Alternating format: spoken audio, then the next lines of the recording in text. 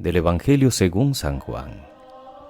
En aquel tiempo se marchó Jesús a la otra parte del lago de Galilea o de Tiberíades.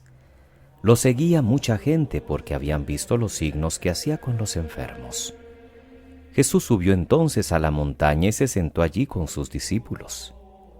Estaba cerca la Pascua, la fiesta de los judíos. Jesús entonces levantó los ojos y al ver que acudía mucha gente, dice a Felipe: ¿Con qué compraremos panes para que coman estos? Lo decía para tantearlo, pues bien sabía él lo que iba a hacer. Felipe le contestó: 200 denarios de pan no bastan para que a cada uno le toque un pedazo. Uno de sus discípulos, Andrés, el hermano de Simón Pedro, le dice: Aquí hay un muchacho que tiene 5 panes de cebada y un par de peces. ¿Pero qué es eso para tantos? Jesús dijo: Decid a la gente que se sienten en el suelo. Había mucha hierba en aquel sitio. Se sentaron. Solo los hombres eran unos 5,000.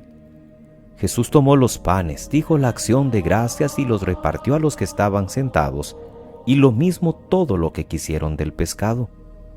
Cuando se saciaron, dice a sus discípulos: Recoged los pedazos que han sobrado, que nada se desperdicie. Los recogieron y llenaron 12 canastas con los pedazos de los 5 panes de cebada que sobraron a los que habían comido. La gente entonces, al ver el signo que había hecho, decía: Este sí que es el profeta que tenía que venir al mundo. Jesús, sabiendo que iban a llevárselo para proclamarlo rey, se retiró otra vez a la montaña él solo. Palabra del Señor. Gloria a ti, Señor Jesús.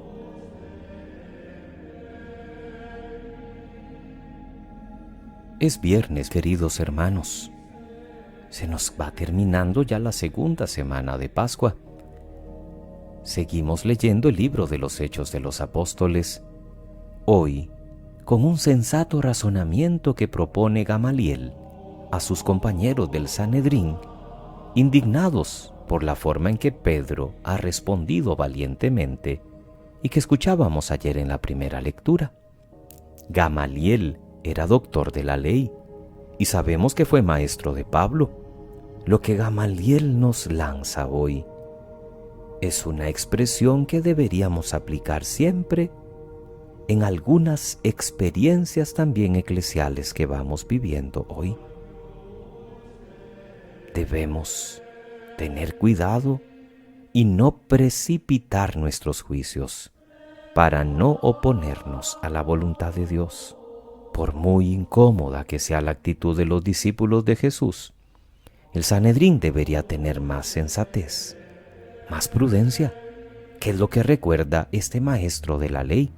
Los apóstoles siguen sorprendentemente valientes. El propósito de predicar a Jesús no debe dejarse a un lado a pesar de todas las prohibiciones.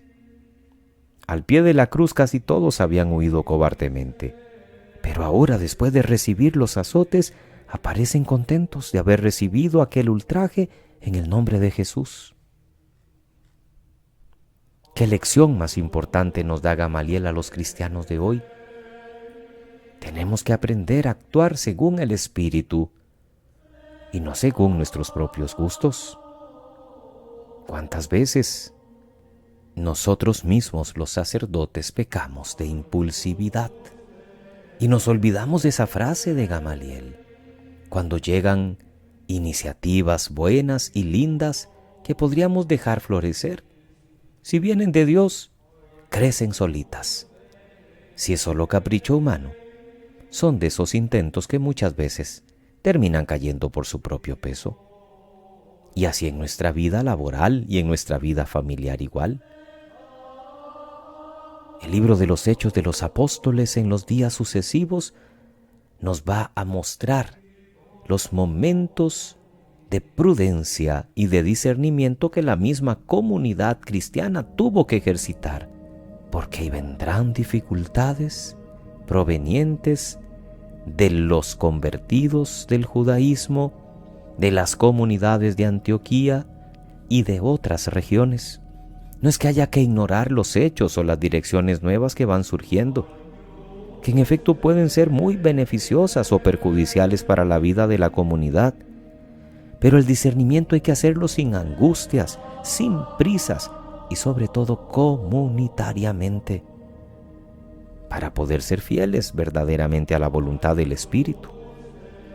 No olvidemos lo que Jesús recomendó a sus propios discípulos en aquella parábola del trigo y la cizaña: no precipitarse para no arrancar el trigo creyéndolo cizaña. Y el evangelio que escuchamos hoy es el inicio del capítulo 6 de Juan, todo el discurso del pan de vida que leeremos en los próximos 8 días.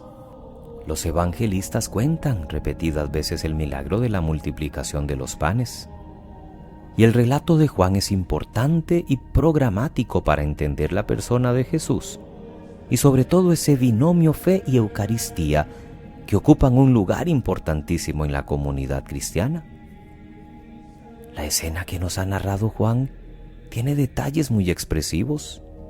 Hay iniciativa del mismo Jesús, se conmueve de la fidelidad de la gente.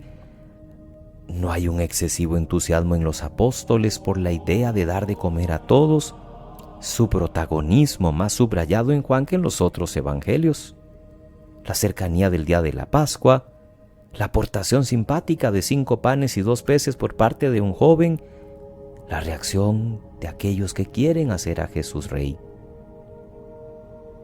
Todo esto para prepararnos al milagro de la Eucaristía. Nosotros, los que podemos gozar de la Eucaristía diaria, deberíamos apreciar más el don de Cristo que se nos da como palabra iluminadora y como pan de vida, y disponernos cada día para recibirle a Él en el manjar al que estamos invitados simplemente por la generosidad de Dios, no por nuestros méritos. Es lo que reconocemos antes de la comunión. Señor, yo no soy digno de que entres en mi casa. La multiplicación de los panes nos revela también que el amor de Dios a los hombres es tan grande que Él mismo entrega a su Hijo a la muerte y lo resucita para liberarnos a todos de la muerte y el pecado y para que vivamos en una plena comunión con Él. Y esa comunión se hace visible en la iglesia alimentada por la Eucaristía hasta que llegue a la consumación definitiva en el final de los tiempos. Que pasen muy feliz viernes, queridos hermanos. Que Dios les bendiga.